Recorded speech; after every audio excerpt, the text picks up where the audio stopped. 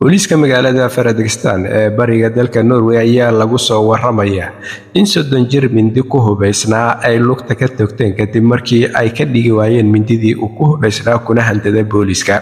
Booliiska ayaa sheegay in ay ku baxeen dhacdo dagaal ahayd oo ka dhacday goob u dhoweyd meel ay caruur ku ciyaaraysay looguna qabanayay xaflad iyo munaasabad gaar ah, halkaasoo lagu soo wargeliyay booliiska in ay isku dagaalayaan dad. Waxayna sheegeen booliisku inay si degdeg ah goobta ku gaareen halkaasoo ay kula kulmeen laba qof oo dagaalamayay oo uu midkood mindi watay. Hayeeshee kii mindida watay ayaa goobta ka baxsaday markii uu boolisku arkay, halka kii kale goobta uu joogay. Booliiska ayaa eryaday midkii tooreyda watay kaa oo galay guri, waxaana lagu soo waramayaa in ay booliiska isku dayeen in ay ka dhigaan tooreyda 30 jirkan. Hayeeshee uu iska indhatiray oo uu daaqadii guriga inta jibiyay ka booday.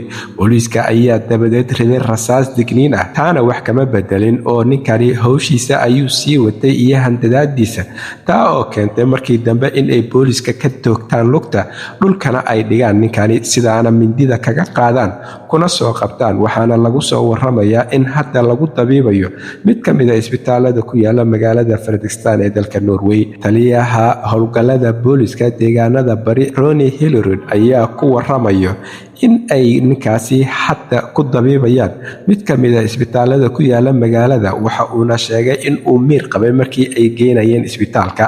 Labada qof oo isdagaashay ayuu sheegay kan kale in dhaawacyo fudud loo geystay, ka oo uu sheegay inuusan u baahnayn in la geeyo isbitaal.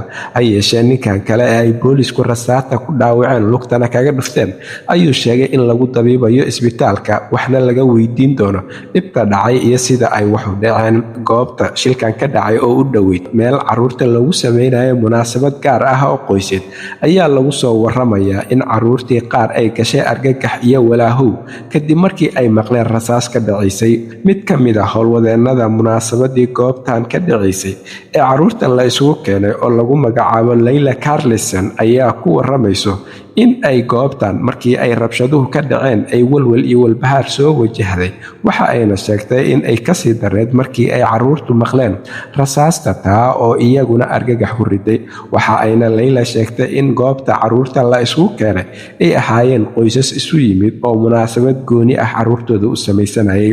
Booliiska ayaa sheegay inaysan jirin cid kale oo ku dhaawacantay ama ay waxyeelo ka soo gaartay marka laga soo tago argagaxan soo wajahay caruurta. Taliyaha howlgallada deegaanada bari ee dalka Norway Ronny Hillerud ayaa isagu ku waramayo in ay hadda booliiska bilaabeen baaritaan ku saabsan kiiskan iyo dhacdadan, iyadoo 30 jirkan dhibka geystana wax laga weydiinayo sida ay wax u dhaceen.